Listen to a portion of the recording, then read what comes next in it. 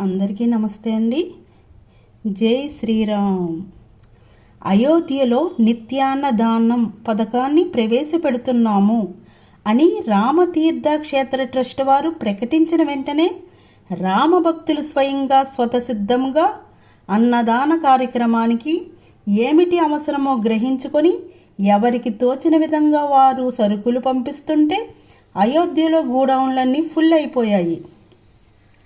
ఇంకా లారీలో భక్తులు పంపించిన సరుకులు దించుకోవడానికి స్థలము లేక లారీలు వరుసలో ఉన్నాయి. ఇది కదండి రామభక్తి, రాముని మీద నమ్మకం, రాముని ఆశయాలు నెరవేర్చడం కోసం చేస్తున్న భక్తులందరి తపన, భారతీయులందరి తపన, హిందూ ధర్మ పరిరక్షణ అంటే ఇదే. జై శ్రీరామ్, జై శ్రీరామ్, జై శ్రీరామ్.